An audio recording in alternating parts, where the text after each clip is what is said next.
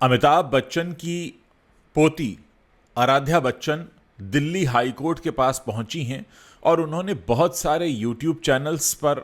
प्रतिबंध लगाने की मांग की है जो कि उनके बारे में झूठी खबरें फैला रहे हैं।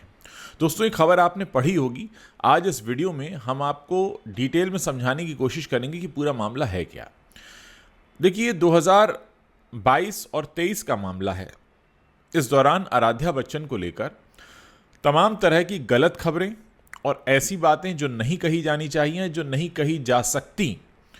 ऐसे बड़े बड़े पोस्टर्स के साथ में कुछ अनजान यूट्यूब चैनल पर ऐसी खबरें चलाई गई और हमारे देश की भोली भाली जनता ने ये यकीन करना शुरू कर दिया कि इन यूट्यूब चैनल्स पर जो कहा जा रहा है, जो दिखाया जा रहा है, जो बताया जा रहा है, वो सब सही है। जबकि असल में इन चैनल्स ने लोगों का ध्यान अपनी तरफ खींचने के लिए ऐसी झूठी खबरें अपने चैनल पर चलानी शुरू की। जो कुछ नहीं हुआ था उसे लिख दिया। मैं उन लाइंस को यहाँ रिपीट भी नहीं कर सकता क्योंकि वो बातें इतनी गंदी और ख़राब थीं कि वो कही नहीं जा सकती किसी के भी बारे में। लेकिन आराध्या बच्चन के बारे में झूठ जमकर बोला गया। हमारे देश की भोली जनता ने उस पर यकीन किया। जाहिर है, अगर एक ऐसी लाइन लिखी है जो आप उम्मीद नहीं करते कि ऐसा हो जाएगा और ऐसा हो गया हो,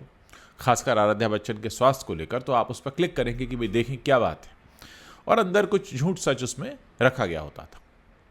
अब आप कहेंगे कि इसका फ़ायदा क्या हुआ। ऐसे यूट्यूब चैनल्स को व्यूज़ मिलने लगे, उन पर ऐड चलने लगे, यूट्यूब को रेवेन्यू मिलने लगी, और कोई था जो बिना आराध्या बच्चन या उनके परिवार से मिले या जाने उनसे कोसों दूर बैठकर उनके नाम पर पैसे कमाने लगा। जब आराध्या बच्चन 2023 में पहली बार इस मामले को लेकर कोर्ट के समक्ष पहुंची तो कोर्ट ने ऐसे वीडियोस को हटाने के आदेश दिए और साथ ही ये भी कहा कि अगर नहीं हटाएंगे तो उनके खिलाफ कार्रवाई होगी। अब ये मामला एक बार फिर से अदालत में पहुंचा है। ये 2025 का साल है और अब इस मामले में अगली सुनवाई 17 मार्च को होनी है। असल में पूरा मामला ये है कि पिछली बार जब आदरणीय अमिताभ बच्चन की पोती पहुंची थी आराध्या बच्चन अदालत में, तो उस वक्त उन्होंने ये कहा था कि भाई ऐसी खबरें हटा दी जाएं, ये खबरें झूठ हैं, गलत हैं, भ्रामक प्रचार हैं, भ्रम हैं, लोगों का ध्यान भटकाने के लिए, और इससे मेरी मानसिक स्वास्थ्य पर भी असर पड़ता है और हमारी जो छवि है उस पर असर पड़ता है। तो कोर्ट ने आदेश दिए थे,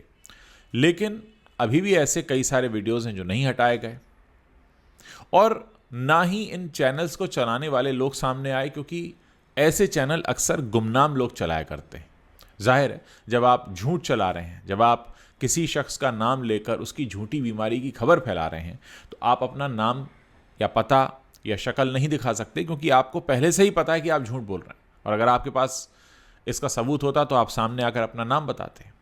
दोस्तों, ये सारी बातें इस समय जो चल रही हैं उसका एक और वजह यह भी है कि जब से ये डीप फेक वीडियो आए हैं, आप देखिए कि कोई भी खबर आए, उदित नारायण के चुंबन वाली खबर आई, लोगों ने पता नहीं कितने कितने फोटो उनके निकाल दिए, न जाने किस किस को किस किस से चुंबन करा दिया, स्विमिंग पूल में न जाने किस किस को किसके साथ दिखा देते हैं। ऐसी तमाम चीज़ें होती हैं और ये पिछले कुछ समय में लगातार बढ़ता जा रहा है। मुझे याद है कि जब डीप फेक वीडियो आया था, रश्मिका मंदाना का पहला ऐसा वीडियो आया था, उस वक्त अमिताभ बच्चन ने भी इसको लेकर कहा था कि भाई इस पर कड़ी कार्रवाई होनी चाहिए, और कहीं ना कहीं उसमें दिख रहा था कि उन्हें अपने परिवार के प्रति भी वो डर दिखाई दे रहा था कि कल को मेरे परिवार के लोगों के साथ भी होगा, और वो हो रहा है आराध्या बच्चन के साथ में। इस बीच अभिषेक और ऐश्वर्या की तलाक की खबरों को लेकर तमाम तरह की खबरों का आना, और जाहिर है कोई अभिषेक और ऐश्वर्या तो उसमें कोई ऑफिशियल इन्फॉर्मेशन देते नहीं हैं, लोग तमाम तरह के कयास लगाते हैं, और इसको लेकर भी अमिताभ बच्चन ने जब तक अपनी बात कही है, उन्होंने ब्लॉग भी लिखा था, तमाम चीज़ें होती रहीं। फिर चाहे वो आराध्या के स्कूल के एनुअल फंक्शन में दोनों का साथ में दिखना हो, या फिर अंबानी की शादी में अलग अलग पहुंचना हो, इसको लेकर भी तमाम बातें कही गई। यहाँ तक कि इस तरह के वीडियो तो लोगों ने सामने आकर भी किए जिसमें उन्होंने अपना नाम पता भी बताया। लेकिन कुल मिलाकर मामला ये है कि आज अगर हमारे देश में एक ऐसी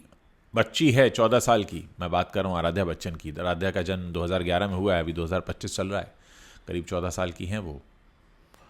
अब ऐसे में अगर आराध्या बच्चन को कोर्ट की शरण लेनी पड़ी, और कोर्ट की शरण लेने के बाद भी ये फुल प्रूफ गारंटी नहीं है कि उनके जो वीडियो बने वो हट ही जाएंगे। हालांकि अब इस मामले में गूगल को भी नोटिस जारी किया गया है, यूट्यूब से भी कहा गया है कि आप इस तरह के भ्रामक वीडियो क्यों रखते हैं अपने प्लेटफॉर्म पर। बहुत बड़ा झूठ है जो फैलाया जा रहा है, और इस बात को यूट्यूब भी मानेगा कि हाँ, जो वीडियोस हैं वो झूठे हैं। यहां तक कि उन वीडियो के दर्शक भी जानते हैं कि ये झूठ है, लेकिन तब भी लोग देखते हैं। दोस्तों, इसका एक नुकसान हमारे जैसे लोगों को भी होता है। अक्सर मेरे पास भी उस वीडियो को देखकर कई बार फ़ोन आया कि अरे भाई, इतनी बड़ी खबर चल रही है, आपने अपने चैनल पर दिखाई नहीं। मैंने कहा भाई, झूठ है। तो बहुत सारे लोग इस झांसे में आ ही जाते हैं, और पिछले कुछ समय के दौरान हुआ भी ये है कि लोगों का ध्यान जो है और विश्वास वो टीवी चैनल से हट गया है। लोग टीवी चैनल से ज़्यादा भरोसा करते हैं यूट्यूब पर, क्योंकि उन्हें मालूम है कि यहाँ जो कंटेंट क्रिएटर्स हैं वो कुछ नई बात करते हैं, अपनी बात करते हैं, कुछ ऐसी बात रखते हैं पुख्ता सबूतों के साथ जो और कहीं नहीं रखी जाती। लेकिन उस सब के बीच ये जो चैनल्स हैं, इनका बंद होना वाकई ज़रूरी है, वरना यूट्यूब की जो विश्वसनीयता है, जो सोशल मीडिया की विश्वसनीयता है, वो जो सोशल मीडिया करेंसी को लेकर जो इतना बड़ा बोलबाला है कि हाँ, सोशल मीडिया पे कुछ कहा जा रहा है तो वो सच होगा, जो जनता की आवाज़ है, उसको बहुत हद तक ठेस पहुंचती है। और मैं व्यक्तिगत रूप से इसको लेकर काफ़ी कई बार आहत हुआ हूँ कि इस तरीके की खबरें चलाने वाले क्या ये नहीं सोचते कि आप इतना बड़ा झूठ चला रहे हैं और खुलेआम चला रहे हैं, और उसके बल पे पैसा भी ले रहे हैं, और आप एक बार नहीं, दो बार नहीं, 50 बार चला रहे हैं, और एक दो चैनल नहीं, ऐसे कई सारे 50 चैनल हैं। मैं उन खबरों का आपको थंबनेल भी नहीं दिखा सकता, क्योंकि वो सब झूठ होगा। फिर मैं भी उसमें भागीदार हो जाऊंगा कि मैं झूठ फैला रहा हूं। लेकिन हाँ, ये जो कोर्ट का कड़ा एक्शन है, ये होना चाहिए ऐसे कंटेंट क्रिएटर्स के खिलाफ भी, यूट्यूब एज अ प्लेटफॉर्म उसके खिलाफ भी, और एक हर तरफ मैसेज जाना चाहिए कि आप अगर कंटेंट क्रिएटर हैं तो उसका मतलब ये नहीं है कि आप किसी के बारे में कुछ भी निराधार बातें बोलेंगे जिनका आपके पास कोई सबूत नहीं। आप सोचिए कि एक शख्स अच्छा खासा अपने घर में खा खेल रहा है, और आप कह रहे हैं वो अस्पताल में, आप कह रहे हैं वो आईसीयू में। ऐसी तमाम बातें, और इससे आगे की भी बातें जिनको सुनना शायद कोई माता पिता नहीं चाहेगा कि उसके बच्चे के बारे में इस तरीके की बातें हों, लेकिन ये हो रही, और इतना खुलेआम हो रही कि आज कोर्ट की शरण लेनी पड़ी। और बहुत हैरानी की बात यहाँ पर ये हो जाती है कि क्या कोई कानून का खौफ नहीं है? जब आप एक कंटेंट क्रिएटर बन गए हैं तो आपको कम से कम ये भी समझना चाहिए कि आपकी कंटेंट क्रिएटर होने के नाते एक बहुत बड़ी जिम्मेदारी बनती है कि आप सच को ही सामने रखें, और अगर वो सच नहीं है तो उसे सामने ना रखें। हाँ, आप एनालिसिस कर सकते हैं, आप एक सवाल पूछ सकते हैं, लेकिन बेसिर पैर जहाँ कुछ सच है ही नहीं, जहाँ कोई तथ्य है ही नहीं,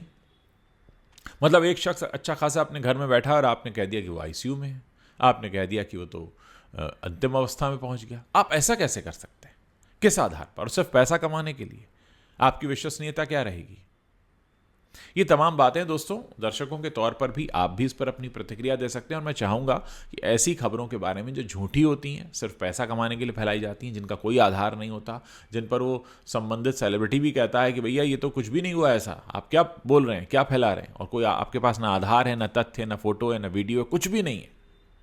तो उसको लेकर हमारे देश के दर्शक क्या सोचते हैं, इस वीडियो के नीचे आप कमेंट कीजिए, बताइए, ताकि ऐसे लोगों की हिम्मत टूटे जो बेवजह सिर्फ पैसा कमाने के लिए किसी की भी जिंदगी के बारे में कुछ भी झूठ बोल देते हैं और यूं ही साफ बच निकलते हैं। अब देखना ये 17 मार्च को जब इसकी सुनवाई होगी तब किस तरह से ये पूरा सच सामने आता है और कौन कौन लोग हैं जिनके खिलाफ ये कार्रवाई होती है।